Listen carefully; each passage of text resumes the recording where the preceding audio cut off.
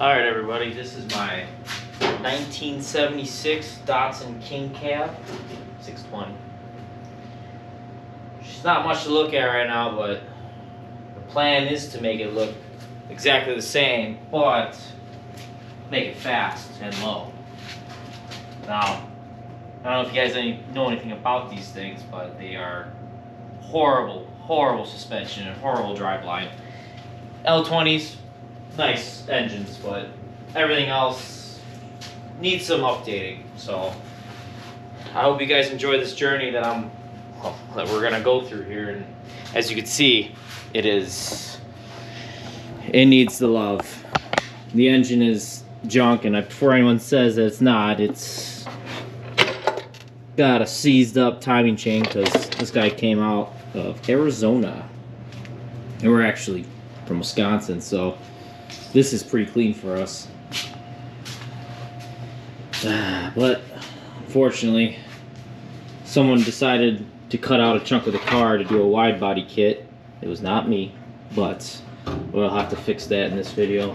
Well, not in this video, but in one of the videos. But for now, we're going to be taking apart the rest of this interior and getting this inside this cab detrimmed, cleaned up, painted, and then we can actually install the glass or reinstall the glass.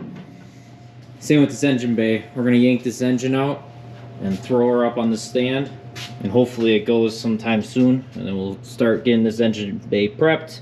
And then we got a future engine that's going to be going in here, which I won't tell you guys yet. Let's see if you guys can guess what's going to be going in here. But we also got to figure out our drive line. If we want to keep the 6 lug, go to a D21 setup, has D21 rear end and knuckles. I don't know if we will, but we'll see. So I would also like to determine if we're going to do air ride or coilovers, because this thing would be pretty cool if it was lowered pretty damn slow to the ground. But yeah, here she is. I hope you guys enjoy this journey, but I'll kind of put some time lapse in here, put some stuff together, cue the music, start taking apart that interior. But hope you guys enjoy this. And then that's my good old girl 4Runner. That one I just finished up, so now the wife is letting me start working on this guy. I just don't know how long I'm gonna be able to keep this one in the garage, but we'll see. All right, see you guys in a little bit.